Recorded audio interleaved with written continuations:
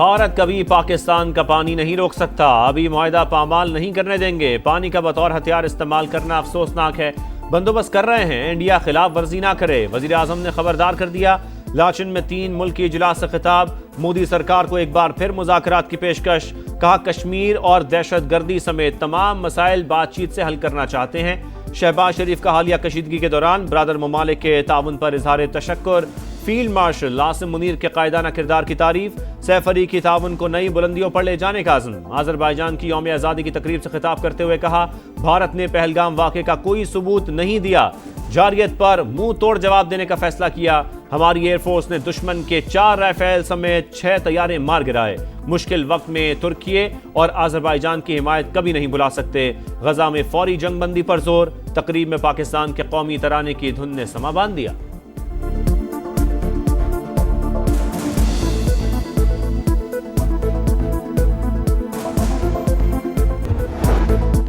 آذربائیجان کا پاکستان میں $2 ارب کی سرمایہ کاری کا اعلان، صدر الہام علیوف نے کہا منصوبوں کا جائزہ لے رہے ہیں، دفاعی شعبے میں تعاون کے وسیع امکانات ہیں، سیاحت میں بھی کام کرنا چاہتے ہیں، ترکی اور پاکستان نے 2020 کی جنگ میں ہماری بھرپور مدد کی، تینوں ملک مشترکہ اہداف کے لیے مل کر آگے بڑھ رہے ہیں، پاک بھارت جنگ کے دوران کھل کر پاکستان کی حمایت کی، صدر ترکی رجب طیب ایردوان نے کہا کشیدگی کے دوران پاکستان نے ذمہ داری کا مظاہرہ کیا، امید ہے دونوں ملکوں کے درمیان مستقل جنگ بندی برقرار رہے گی، مشترکہ اہداف کے لیے مل کر کام کرنے پر زور، ترکی، پاکستان اور آذربائیجان 3 ملک ایک قوم قرار، ترکو آذری صدور کا ایک بار پھر پاکستان کی حمایت کا اعادہ۔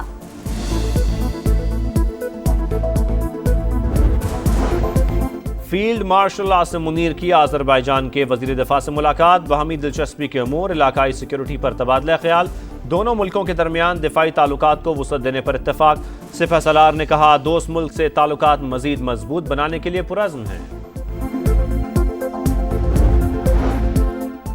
مودی کا اشتعال انگیز بیان افسوسناک ہے لیکن حیران کن نہیں، پانی کا بطور ہتھیار استعمال عالمی اصولوں کی خلاف ورزی قرار، انتخابی سیاست کی خاطر جنگی جنون خطے کے لیے نقصان دہ ہے، ترجمان دفتر خارجہ کا شدید رد عمل، کہا بھارت کا قتل اور تخریب کاری سے تعلق دنیا کے سامنے ہے، بھارت میں مذہبی اقلیتوں پر مظالم کو حکومتی سرپرستی حاصل ہے، بھارتی نوجوان نفرت کی سیاست ترک کر کے تعاون پر مبنی مستقبل کو اپنائے۔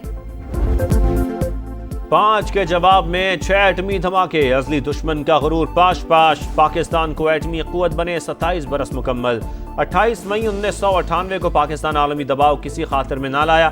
3:16 پر 6 ایٹمی دھماکے کر کے بھارت کو منہ توڑ جواب دیا، دنیا کی 7ویں اور مسلم دنیا کی پہلی ایٹمی طاقت کا اعزاز پایا، خطے میں طاقت کا توازن بحال کیا، یوم تکبیر، قومی وقار، اتحاد اور قربانیوں کی یادگار۔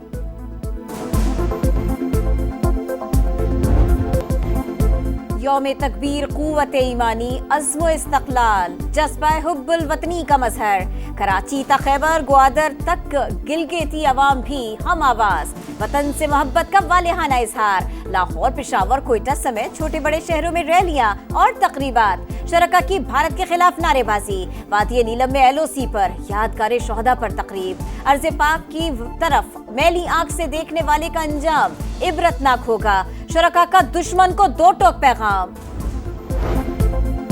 یوم تکبیر ملک کی خود مختاری اور سالمیت کا تحفظ کرنے کے عہد کی تجدید کا دن، صدر مملکت اور وزیر اعظم کا پیغام، سائنسدانوں، انجینئرز، سول اور فوجی قیادت کو خراج تحسین، سابق وزیر اعظم نواز شریف کی یوم تکبیر پر قوم کو مبارکباد، کہا آج کے دن قوم کو بڑی کامیابی ملی، اللہ تعالیٰ ملک کی حفاظت فرمائے، اب پاکستان کی جانب کوئی میلی آنکھ سے نہیں دیکھ سکتا۔ ایٹمی صلاحیت امن کی ضامن، یوم تکبیر ہمارے قابل اعتبار کم از کم ڈیٹرنس کے نظریے کی تصدیق کرتا ہے، جنوبی ایشیا میں اسٹریٹجک توازن کی بحالی اور دفاعی خود مختاری حاصل ہوئی، chairman joint chief of staff committee اور سروسز چیفز کی یوم تکبیر پر قوم کو مبارکباد، وطن کی سلامتی، ترقی اور خوشحالی کے لیے اجتماعی عہد کی تجدید کرے، عسکری قیادت کا پیغام۔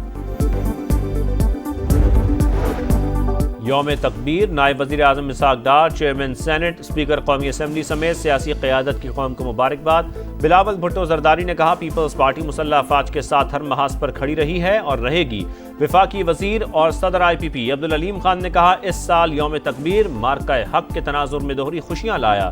وزیر اعلیٰ پنجاب مریم نواز نے کہا قوم کا سر فخر سے بلند ہے اور رہے گا، دشمن پاکستان کی طرف میلی نظر سے دیکھنے کی جرت نہیں کر سکتا۔ گورنرز اور وزرائے اعلیٰ کی بھی قوم کو مبارکباد۔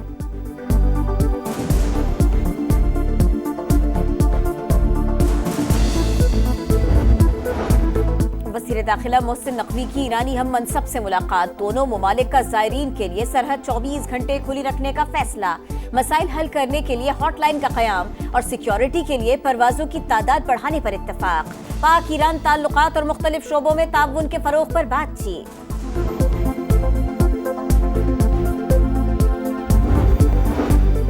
آئی ایم ایف کی بجٹ سے پہلے سخت شرائط، سولر پینل سمیت تمام ٹیکس استثنا ختم کریں، لگژری اشیاء کی فہرست میں مزید اشیاء شامل کر کے ٹیکس بڑھائیں، ٹیکس قوانین پر عمل درآمد کے لیے سخت اقدامات پر زور، ٹیکس چوری کا جرمانہ 5 لاکھ سے بڑھا کر 50 لاکھ کرنے اور فوجداری مقدمات درج کرنے کی تجویز، کھاد، سپرے اور زرعی آلات پر 18% جی ایس ٹی لگانے، مشینری پر فیڈرل ایکسائز ڈیوٹی کی شرح بڑھانے پر بھی زور، ٹیکس حکام کے اختیارات میں اضافہ اور شفافیت لائی جائے، ٹیکس چوری روکنے کے لیے ٹیکنالوجی کا استعمال مزید بڑھایا جائے۔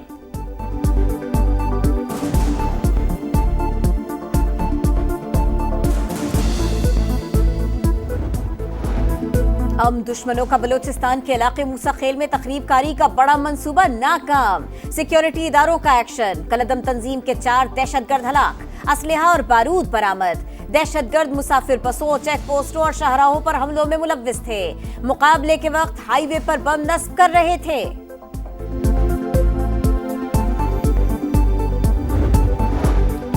ملک کے بیشتر حصوں میں موسم گرم، کراچی میں پارہ 37 لیکن شدت 44، دادو میں سب سے زیادہ درجہ حرارت 48 ڈگری تک پہنچ گیا، نوابشاہ 47، سبی تربت 44 اور لاہور میں پارہ 41 ڈگری کو چھو گیا۔ حیدرآباد اور کوٹری میں تیز ہواؤں کے ساتھ بارش، بجلی کے پول درخت گر گئے، 2 افراد جاں بحق، 12 زخمی۔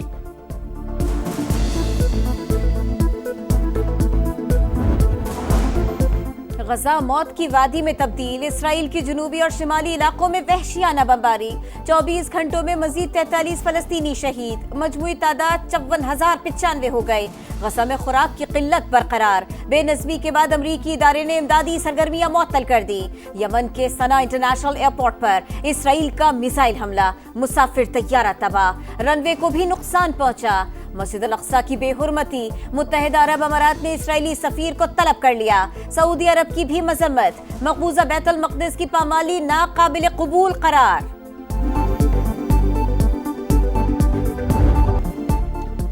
غزہ میں ہر روز غم کی نئی داستان، رفح میں نوجوان کے جنازے میں رقت آمیز مناظر، اسرائیلی فوج کی فائرنگ سے شہید فلسطینی کی والدہ کی آہ و بکا، رشتہ دار دلاسا دیتے رہے، میت اٹھنے پر کوہرام۔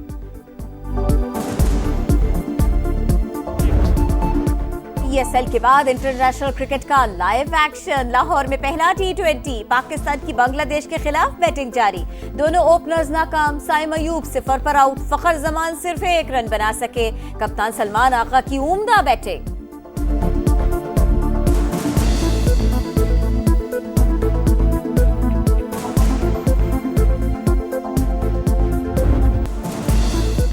عید قرباں قریب آتے ہی مویشی منڈیوں میں رونقیں، شہریوں کو من پسند جانوروں کی تلاش، بیپاریوں اور گاہکوں میں بھاؤتاؤ جاری، کمزور بکرے کا بھی طاقتور ریٹ، دیکھنے والے زیادہ خریدار کم۔ اور وطن سے محبت کا اظہار، ملی نغموں کی بہار، بننا چاہتے ہیں سما کی آواز تو ہو جائیں تیار، پاکستان کے 7 بڑے شہروں میں ہوگی سریلی آواز کی تلاش، 31 مئی اور 1 جون کو صبح 11 سے شام 5 بجے تک کراچی، لاہور، اسلام آباد، فیصل آباد، ملتان، پشاور اور کوئٹہ میں آڈیشنز ہوں گے۔